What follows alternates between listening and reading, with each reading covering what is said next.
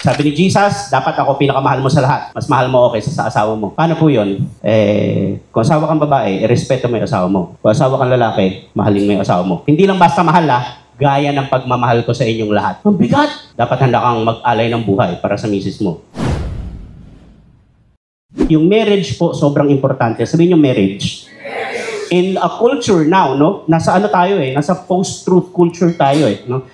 Ngayon po, kanya-kanya. Ang gusto ng mga tao, kanya-kanya. Kanya-kanya. Ang basis emotions. Kung saan ka masaya.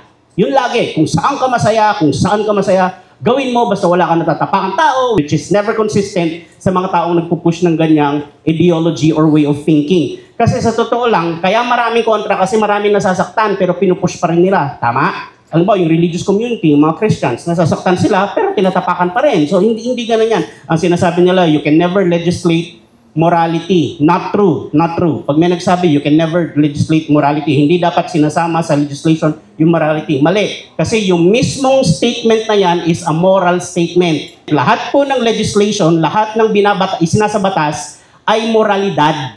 Ang tanong, kanino? Kaninong moralidad?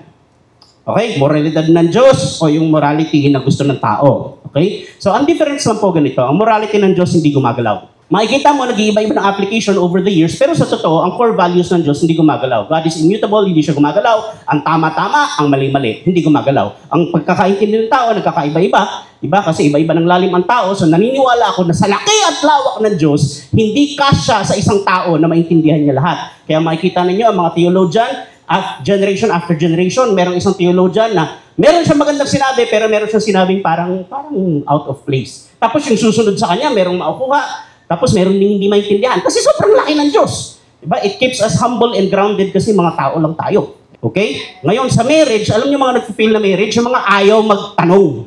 Pag nagtanong, hindi naman Okay. Sino po marunong mag-drive? Palakpakan. Okay. Okay, pa-realize ko sa inyo kung gaano ka-important yung meron kang biblical grounding. Meron kang grounding na hindi gumagalaw. Sabi ko, ang difference, ang grounding ng Diyos, ang morality ng Diyos, hindi gumagalaw. Sabi ni Jesus, heaven and earth will pass away, but not a single part of the scripture will pass away. My word will remain. Okay? Ibig sabihin, lahat pwedeng debatable, pwedeng bumali, pwedeng mag-iba. Yung sinasabi ko, yung tama, mali para sa akin. Hindi. Tama sa Diyos, tama. Ang mali sa Diyos, mali. Kahit pagbalik-baliktarin mo yan. Ngayon, kung hindi ka naniniwala, nagbe-benefit ka pa rin. Ang Diyos po, parang oxygen. Kahit hindi ka maniwala sa oxygen, nagbe-benefit ka pa rin. Tama? Oxygen? Hindi naman nakikita yun Hindi ako naniniwala dyan. Di ba? Kahit hindi ka maniwala, nagbe-benefit ka pa rin. Okay? So, ang Diyos, pinapasikat niya ang araw, sa masama at pinapasikat niya ang araw, at pinapaulan niya sa masama at sa mabuti. Sobrang bait ng Diyos. Palakpakan natin si Lord. Okay, now, we go back to the importance of the biblical grounding. Kaya pag may mga nagtatanong sa akin, paano namin malalaman if He is the one, ganyan-ganyan. Ang lagi ko muna sinasabi, be the one. Be the one. Okay? Hindi yung lagi mong tinatanong, paano ko malalaman kung sino ang tamang tao para sa akin? Mali. Bakit? Kasi yung tanong na yan, naghahanap ka ng masisisi. Naghahanap ka ng paglalagyan ng burden ng relationship. Sa kanya mapupunta lahat. Siya na ba yung tamang tao para sa akin? O ngayon, kung pumasok ko sa relationship at iniisip mo, eto na yung tamang tao, o tuwing merong maling nangyayari, kaninong kasalanan? Sa kanya. Kasi dapat tamang tao siya Hindi yun dapat tamang tao ko. Tama? Kaya ang tanong ko lagi, na itanong mo na ba sa sarili mo, tamang tao ka na ba? Tamang tao ka na ba para sa ganyang klaseng relasyon? Kung hindi pa, huwag ka pumasok. Kasi kahit yung mismo tamang tao dumating sa'yo, kawawa lang sa'yo kasi sisisihin mo sa lahat Pag tamang tao ka, kahit may shortcomings yung partner mo, dahil tamang tao ka, alam mo ang gagawin. Ito ang problema, kaya ang hirap ng marriage, okay? Alam niyo kung bakit ang hirap? Tanong niyo, bakit? Tinanong ko kanina, sino nag-drive? Madali bang kumuha ng lisensya? Mahirap, lalo na ngayon, di ba? Student license, meron pang theoretical, merong... Kailangan talaga yun, ang daming kamote. Kailangan mo talagang salain bago mo pakawalan sa kalye para walang madisgrasya. Tama? Mahirap ba mag-apply ng trabaho? Mahirap, lalo na pag managerial position, di ba? Anong course tinapos mo, blah, blah, blah. Okay. Even the most menial task, mahirap. Hihingan mo ng NBI, na kung ano-ano, di ba? Mahirap ba mag-asawa? Yung papasok ka pa lang hindi yung mismong marriage Ano hihingin sa'yo pag mag-aasawa ka? Senomar at saka marriage certificate lang. Yun lang ang kailangan nyo. Dalawang papel lang. Marriage license at saka senomar. Hindi tatanungin sa'yo kung anong gagawin mo kapag yung asawa mo dumating tapos mainit ulo, hindi mo alam kung bakit. Walang mga ganon. Walang exam. Sa driving may exam eh. Tama? Para pwede ka na mag-drive. Marunong ka na talaga. Sa pag-aasawa, wala. Kaya maraming pumapasok sa pag-aasawa, clueless. Kaya pag nagkakaroon ng problema, ayaw na, hindi na ako happy. Hiwalay na tayo. Akala nila tungkol to lagi sa happiness. Kung gusto mo ng happiness, bumili ka ng Happy Meal. Nakakasaya mag-asawa, syempre merong joy of the Lord doon. Pero, kung ibibigay mo sa kanya yung burden na pasahihin ka palagi, problema yon. Problema yon. Ako hindi ako nai-impress sa ganun, ikaw ang happiness ko. Bakit? Nakaka-pressure yun. Bakit? Kung hindi siya happy, kaninong kasalanan? Sa'yo. Kaya dapat kaya niya maging happy mag-isa. Kasi kung ikaw lang happiness niya, ibig sabihin, miserable siyang tao. Naintindihan niyo? Kaya sabi ni Chinkitan, huwag kang papasok sa relationship out of misery. Mandadamay ka. Kasi one lonely people plus one lonely people equals two lonely people in the world tonight. Sabi ni Chinkitan yun, hiniram ko lang. Kailangan meron kang grounding na hindi gagalaw. Di ba, sabi ko sa inyo, kung nagda-drive ka, sino na dito naka-experience ng umaatras yung kotse nyo dahan-dahan, tapos preno kayo ng preno, umaatras pa rin siya, tapos nag-handbrake na kayo, umaatras pa rin siya. Tapos tarantang-taranta na kayo lahat sa kotse. Only to find out na hindi pala kayo umaatras. Umaabante yung mga katabi nyo. Tama? Mga malakas tawa na experience nyo na yan, di ba? Ilang beses ko na-experience yan, magsushoot up yung blood pressure mo eh. Kasi siyempre, pag tumama ka, ang hassle, di ba? Paano nyo nalaman yung totoong nangyayari? Paano na-calculate ng brain nyo? Paano? Sabihin ko sa inyo kung paano, ha? Sabihin nyo, paano? Ganito. Yung mata ninyo, naghanap ng reference. Ginawa nyo na lahat, gumagalaw pa rin. Ang ginawa ninyo, ang quick response ninyo, ganito. Naghanap yung mata ninyo ng isang fixture. Meaning, isang structure na logically, alam mo sa brain mo, hindi ito gumagalaw. Poste, stoplight, building, doon ka tumingin. Nilayo mo yung tingin mo sa mga kotse, tumingin ka sa hindi gumagalaw. Pag tingin mo sa hindi gumagalaw, nasukat ng brain mo. Hindi ako gumagalaw.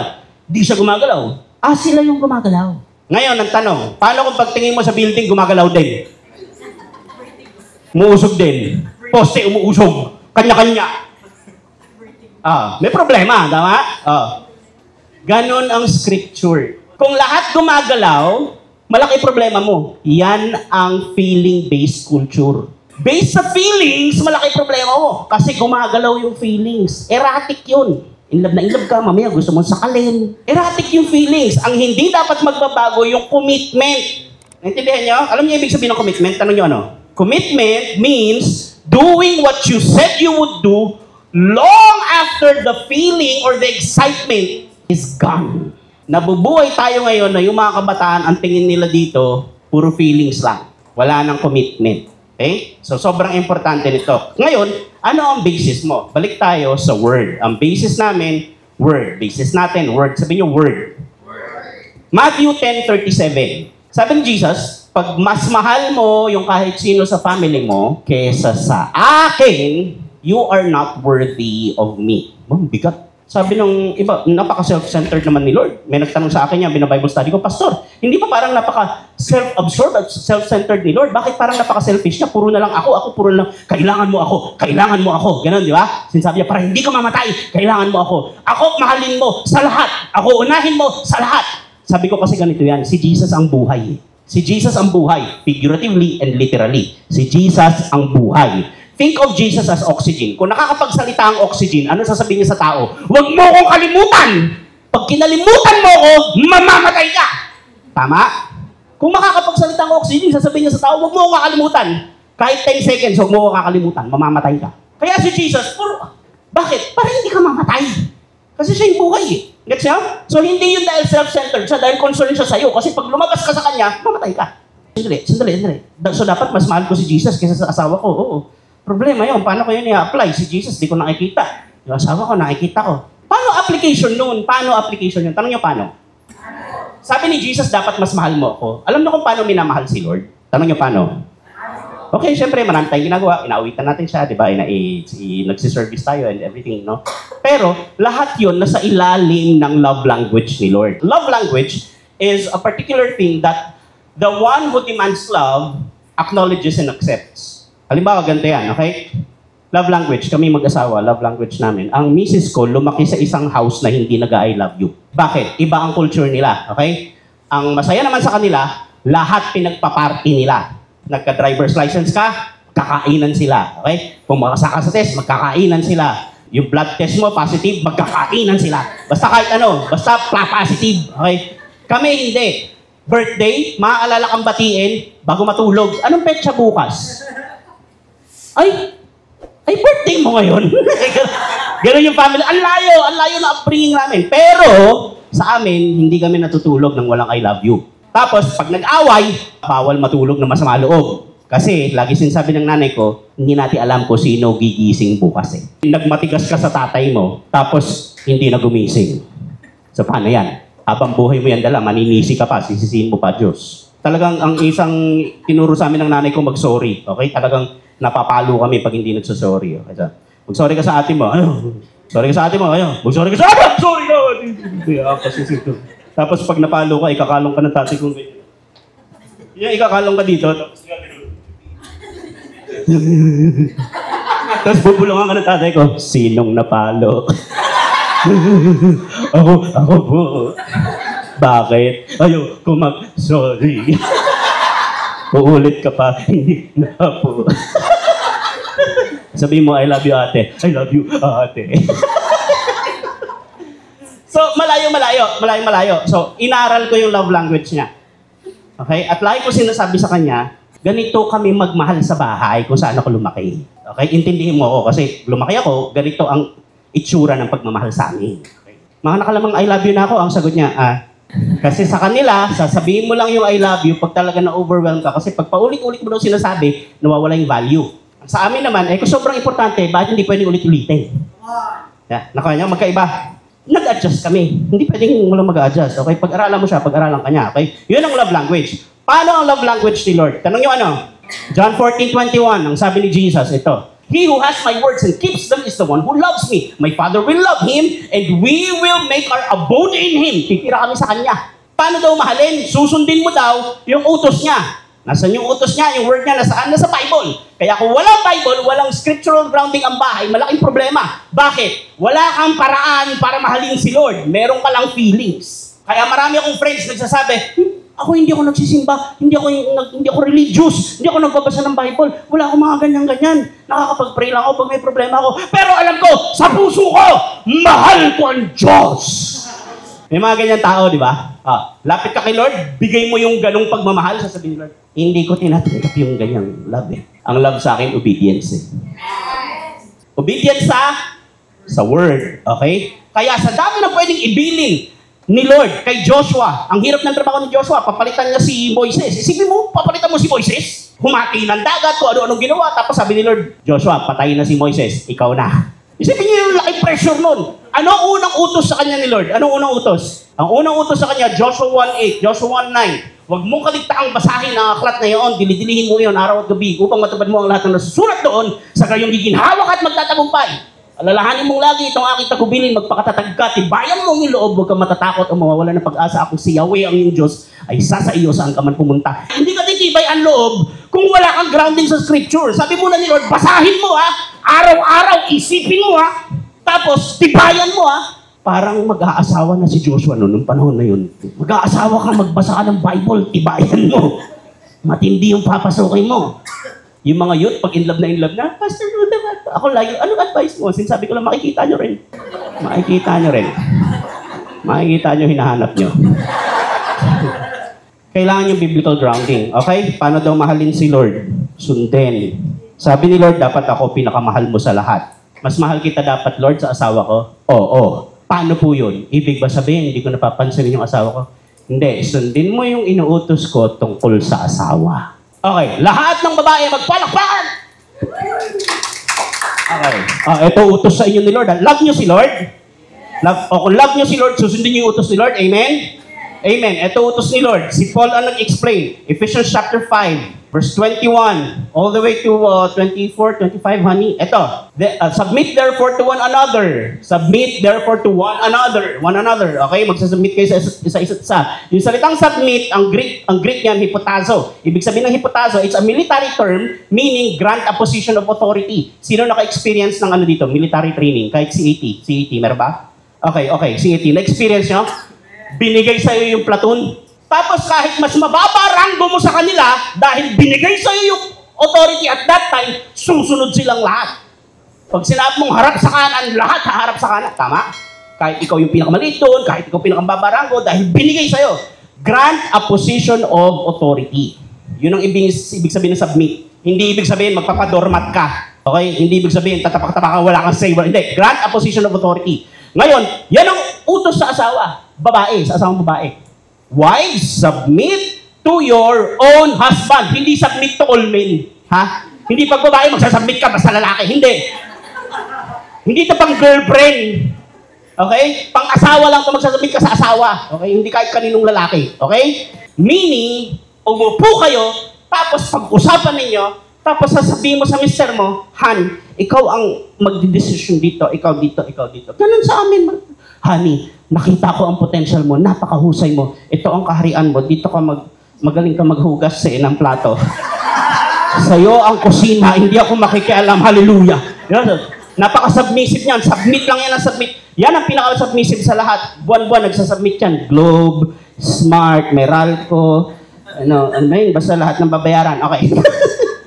Pero totoo, grant a position of authority. Kailangan may mausapan kayo. Kailangan ng lalaki yun. Kailangan ng lalaki na mayroong area na siya yung nasusunod, na siya yung may last say. Ngayon, yung mga babae, gusto ninyo malakas na lalaki, di ba? Gusto niyo mataas ang leadership. Gusto niyo matapang. Gusto niyo kaya kayo ipagtanggol, di ba? Gusto niyo ganun. Tapos lagi niyo china-challenge. Meron nagpapa-counsel sa akin, sabi niya, boss siya eh.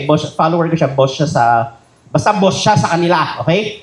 Tapos sabi niya, Kuya Ruler, yung problema ko sa husband ko, parang bata. Walang sariling desisyon. Kung ano lang yung gusto ko, yun lang ang sinusunod niya. And I was waiting for him, to man up.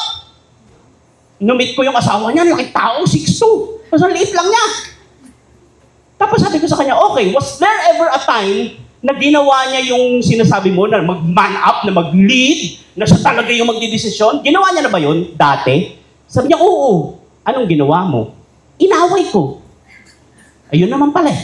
Gusto mo mag-lead siya, nung sinabi niya ako masusunod dito, tapos kinukontra mo, hindi, ako I'm the man of the house, I take full responsibility, I'll take charge. Sagot kita, okay? Tapos nung ganun, inaway mo. Oh.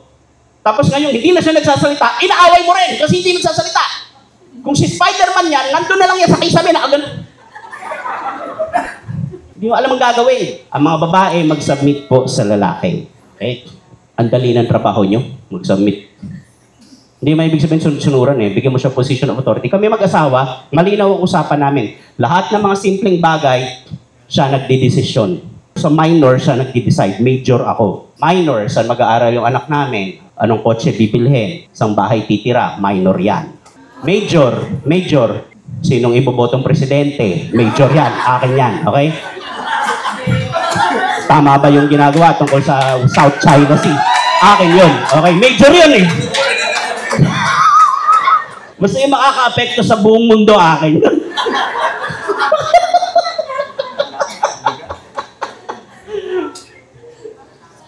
Ladies, listen. Alam niyo kung bakit nung babae na, meron ka lang makikita sa Titus. Sabi ni Paul kay Titus, pastor si Titus eh. So this is a pastoral letter to another pastor, no? Bishop's letter to sa kanyang pastor. Sabi niya, sabihin mo sa mga elders na babae, turuan yung mga younger women, turuan sila, mahalin ng asawa, mag-submit sa asawa. Okay. Ang kausap niya doon, pastor. Pero nung ang kausap, direkta babae, mga babae kausap. Mga babae, hindi sinabi ni Paul na mahalin niyo mga asawa niyo. Hindi maiintindihan. Kasi kayong mga babae, iba kayo magmahal. Pag nagmahal kayo, hindi namin maiintindihan. Nasaan ka na? Anong oras na? Sino kasama mo? Pagmamahal yun eh. Tama? Pagmamahal yun. Lang hilig nyo mag-surprise, pero gusto nyo honest.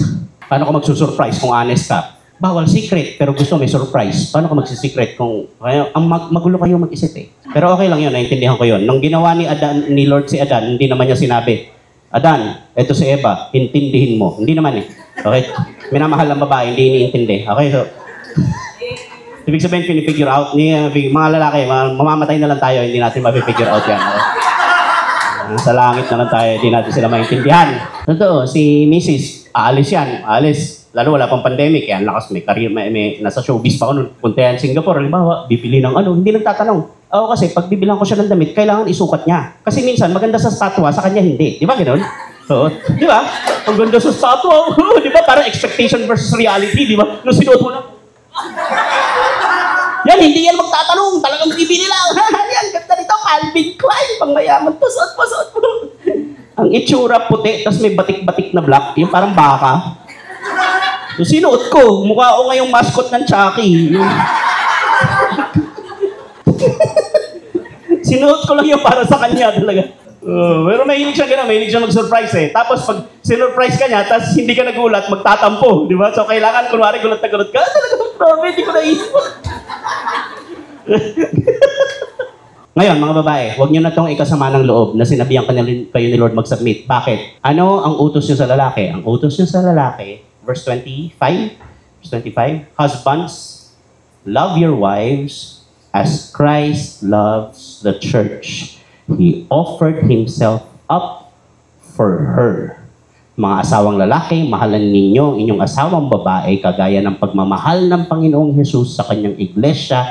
Nag-alay siya ng kanyang buhay para dito. Kaya sa mga lalaki, sino pong ang ganda-ganda nyo, gusto kong ligawan? Ang tanong, handa ka ba mamatay para dyan sa tao na yan? Kasi kung hindi, wag mo I love you him. Naintindihan nyo? Pag may asawa ka na po, mga lalaki, pag may asawa ka na, mag-iiba na dynamics. Ako, when I was really trying to build the family, nagpaalam na ako sa mga friends ko. May asawa na ako, hindi na tayo pwede yung nagpupuyat tayo, tapos wala naman tayong pinag-uusapan. Ngayon, kung kailangan nyo ko, magsabi kayo, darating ako. Pero kung papupuntahin nyo ako dyan para lang magpuyat, hindi na pwede. Kasi may asawa na ako. Responsibility ko yung asawa ko. Kayo may mga asawa kayo, responsibility nyo rin sila. Hindi ako magtatampo sa inyo kung di kayo dumating. Kasi nga, ang utos sa lalaki mag-alay ng buhay. Kaya mga babae, yung utos na submit, huwag nyo na ikasama ng loob yun naman. Hindi naman kayo natusan mag-alay ng buhay kami. Isipin nyo, kami ba mga lalaki? Ano ba yan? Mag-alay ng buhay? Bakit mag-alay ng buhay? Yung sahod nyo, ang hirap ibigay, buhay pa! Sino dapat humahawak ng sahod? Sino? Sino dapat humahawak ng pera? Yung marunong. Yung marunong kasi yung paghawak po ng pera, pakinggan nyo, pinag-aaralan ho yan. Hindi yan pwedeng by faith. Ulitin ko dapat may faith ka, pero yung paghawak ng pera kung paano sa palalakihin, pinag-aaralan yan. Kaya kung gusto mo ikaw nga hawak, dapat nag-aaral ka kung paano hawakan yung pera. Paano kung may sakit ka, say lighties? Halimbawa, ang tradisyon sa Pilipinas, dapat buong sahod, ibibigay sa misis. Sabi ko sa misis ko nung nag-uumpisa kami, sabi ko, sa tingin mo, yan ang ginagawa ni Henry C. tsaka ni Villar. Cynthia, ito na ang kinita ng lahat ng Villar Group of Companies. Lahat! Ngayong buwan, bigyan mo na lang ako allowance. So tingin nyo, ganun ginagawa ng mga tycoons? Hindi, di ba? Sabi ko, Han, okay lang yan. Pero basic yan eh. Pang taxi driver yan, pang empleyado, pang ganun yan. Okay, kasi maliit lang yung babudgetin. Pero kung gusto mong lumaki, ang gayahin mo yung malalaki. Ang hahawak dapat yung marunong, yung nag-aral, yung magaling. Sige nga, may nagdadrive ba dito by faith? Sino magdadrive? Ako, pastor! Marunong ka? Hindi! Paano mo i-drive? By faith! Hindi pwede. Kailangan pag-aralan mo. Kung meron kang faith, pag-aralan mo. Naiintindihan nyo? Pag nag-aral ka ng financial literacy, maririal, ang dami kundi alam, ganito pala yun. Ngayon, ang lalaki, mag-aalay ng buhay. Kaya pag madaling araw, may kumakaluskos sa baba, may biglang nabasag na bintana, sino bababa? Hindi pwedeng equality dyan. Ano equality? Ikaw equality, edi yung babae, ikaw na equality. Ito gunting mo. Hindi, yung lalaki haharap. Lumulubog yung barko. Sino may iwan? Pag hindi kasya, yung lalaki. Yung lalaki mag-aalay ng buhay. Naintindihan niyo ba? Sabi ko, hindi inutusan direkta yung babae, mahalin yung lalaki. Ang inutusan lang magmahal yung lalaki. Tanong niyo bakit? Kasi nga sabi ko sa inyo, iba-iba itsura ng pagmamahal. Pag ang lalaki nagmahal ng babae, naiintindihan ng babae. Paano kayo mahalin? Diba? Tinatrato kayo parang prinsesa, may flowers, may chocolates, may kung ano. Diba? may poetry and all. Alam yun ng babae, naiintindihan niya pagmamahal yun. Ang babae, pag nagmahal ng lalaki, lalo pag asawa na, iba na. Iba magmahal, lalo pag nanay na siya, territorial ang babae. Poprotektahan niya yung family niya. Na parang na siyang nanay nung asawa. Ang dungis-dungis mo, yung suot mo. Ano na sabi mo? Si Pastor lalo na nasa Star Magic ako, bira ka, nasa showbiz ka na, lalabas ka yung t-shirt mo, butas-butas. Tapos boysen, nakalagay boysen. Mag-aayos ka naman. Talikod, pulmos, punas. Parang nanay na siya no? Pagmamahal yun, nakakasakal pag di mo naintindihan. Okay. Kaya hindi siya inutusang magmahal. Ano inutos sa kanya? Mag-submit at saka rumispeto. Sabi niyo, respeto. Tanong niyo bakit? Kasi kilala ng Diyos ang lalaki, siya gumawa. Kilala rin ng Diyos ang babae, siya gumawa. Alam ng Diyos na pinakakailangan ng babae pagmamahal. Alam ng Diyos, pinakakailangan ng lalaki respeto. Kasi sa aming mga lalaki, respeto po ang itsura ng pagmamahal. Ulitin ko mga misis, pakinggan nyo maigi. Pag natutunan nyo ito, naku, sasaya sa inyo. Sa aming mga mister, respeto ang itsura ng pagmamahal. Bakit parang binuhusan kayo ng malamig na tubig? Kasi mga misis, lagi niyong pinoprotektahan ang mister nyo, baka mag-fail. Kaya madalas, kita ko yan sa nanay ko, sa mga biyanan ko, kahit kanino. Pag matagal na mag-asawa, pag yung lalaki umupo, tapos nagkwento, Han, meron ako naisip na business. Di ba? Lalo pag nandyan yung mga anak o may mga bisita, eto, gagawin natin. Ano sasabihin? Ayun na naman yung tatay niyo, bida-bida na naman, wala naman nangyayari. Di ba? Kaya mga misis, minsan may gagawin yung mister nyo na kinontra nyo, pero gagawin pa rin niya. Hindi ibig sabihin, hindi kayo mahal. Ibig sabihin lang, kasi siya yung head Sino kinakausap? Yung katawan ba? Tama? Pag nag-usap kayo, sa katawan ba kayo nakikipag-usap? Uy, kumusta? Yung lalaki ulo Kung merong vision na ibibigay si Lord, sa lalaki ibibigay. Almost always ganon. Yung babae magsusupport siya o magkukontra para i-safeguard yung lalaki. May mga lalaki, huwag niyong masamain yon pag sinisafeguard kayo. Pero mga babae, hindi laging aayon yung lalaki. Kasi kung leader talaga siya, kahit humarang kayo, gagawin niya yung para sa inyo. Ulit, sabi ni Jesus, dapat ako pinakamahal mo sa lahat. Mas mahal mo okay sa asawa mo. Paano po yun? Kung asawa kang babae, irespeto mo yung asawa mo. Kung asawa kang lalaki, mahalin mo yung asawa mo. Hindi lang basta mahal gaya ng pagmamahal ko sa inyong lahat. Ang bigat! Dapat handa kang mag-alay ng buhay para sa misis mo. Hindi yung misis mo nasa ospital, nagbabasketball ka. Yan ang lamang naming mga gamer. Kahit nasa ospital kayo, pwede kaming mag-games. Nasa tabi nyo lang kami.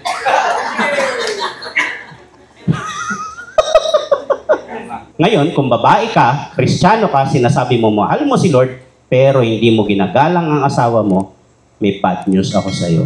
Hindi mo mahal si Lord. Naintindihan niyo? Kung Kristiyano ka, sinasabi mo, mahal mo si Lord, yung asawa mo, hindi mo minamahal, hindi mo mahal si Lord. Sinasabi mo lang. You see? How God values marriage. At alam niyo ba, sa lahat ng relasyon, dito ako matatapos Tandaan niyo ito maigi. Yung salitang love, sabihin niyo love. Sa Tagalog, isa lang yan. Hindi. Pagmamahal, pag-ibig, pagsinta, okay. Pero isa lang ibig sabihin, pagmamahal, okay? So, kailangan pa i-expound para malaman mo kung para kanino, okay? Sa English, isa lang, love. Okay? Kaya sabi di ba ng mga woke, love is love, love is love. Ibig sabihin nila ng love is love, kahit sino lang pwede, kahit kailan, kahit anong edad, basta love is love. Naniniwala naman ako, love is love. Pero merong love na pang marriage, merong love na hindi pwede sa marriage. Parang tubig. May tubig dyan. May tubig sa CR, sa toilet bowl. Pwede ko ba sabihin, water is water? Tapos iinumin mo yon. Kasi water is water. Water din yon, pero hindi yung pang-inom. Naintindihan niya? Yung salitang love sa Greek, 4 yan. Philia, storge, eros, agape. 4. Philia, storge, eros, agape. Agape, God's love. Okay? The godly love. Eros, the romantic love for the opposite sex. Okay? Philia, the friendly love, love for friends. Storge, love for family, the brotherly love. Alam nyo ba, may isa lang relationship, human relationship, sa buong mundo na nakukompleto tong 4. Lahat ng ibang human relationship, meron lang tig-iisa, tig-2, Ganun. Halimbawa, pinsan mo, meron ka storge. Kaibigan mo rin, meron ka storge tsaka filia. Okay? Eh, Christian din siya, meron ka agape. Gets niya? Okay. Pero hindi pwede makumpleto yung apat. Walang ibang relationship, meron lang isa. Alam niyo kung ano? Marriage. Sa marriage lang, nagsasama-sama lahat ng love. Kaya kung papasok ka sa marriage, eros lang ang meron ka, 1 taon lang magko-collapse yung love mo. Nakita niyo yung mga celebrity, di ba? Milyon-milyong ginastos, 1 taon hiwalay. Di ba? Bakit? Eros lang ang dala. Napugian lang, nagandahan lang. Wala silang dalang agape, wala silang dalang storge, wala silang... Kanya? Pag nagsama-sama yung apat, this is the Christian vantage point. Ito yung nasa word. Kaya ang ganda ng Christian marriage. Okay? Pag nagsama-sama tong apat, kompleto to. Pag nawala yung eros, halimbawa, merong season na mawawala yung eros, hindi ka attracted sa asawa mo, pero family mo pa rin siya, tsaka friend mo siya. Tapos, may agape, inutos sa'yo ni Lord, mahalin mo eh. Hindi yun optional, utos yun, hindi yun suggestion. Mahalin mo yung asawa mo, hindi sinabi ni Lord, mahalin mo yung asawa mo pag sexy lang siya, o pag maganda siya, o pag naka-makeup, o pag maraming pera. Hindi. Mahalin mo asawa mo, period. Lord, ano ka na, hindi ko na kaya asawa ka kayo, wala na kami. Sabi mo, anong utos ko sa'yo? Mahalin. O, umuwi ka na, mahalin mo. Mahalin mo talaga. Utos yun eh. Pag hindi mo sinunod, pag hindi ka daw sumusunod, sabi, he who does not love me, does not obey my... pag hindi mo sinunod, hindi mo mahal si Lord. Kaya, palakpakan niya nga si Lord. Kaya kung nasa marriage ka ngayon, sobrang special yan at sobrang dapat, sobrang grateful natin na meron tayo. Lalo na mga babae. Bakit ko sinabi? Kasi po, hindi ko na alam kung ano ngayon, ratio. Pero 5:1 eh. Sa kada 5 babae na pinapanganak, 1 lang ang lalaki. Nagiging LGBT pa. Hindi totoo, hindi to joke ha. Oh. So kung sa 10 babae na pinanganak, may 2 lang lalaki. Tapos yung isa pa nag-LGBT. O ano na, chance, ilan yung tatandang dalaga? Kaya kung may asawa kayo, huwag niyong hinahamon lagi ng hiwalay. Hindi niyo alam yung privilege na binigay sa inyo ng Lord. Naintindihan niyo? Pinapalakas ko yung loob ng mga lalaki. Special din pala ako. Special tayo. Amen? Ayun, okay? Ayun, so sana may natutunan kayo. May natutunan po kayo? Okay.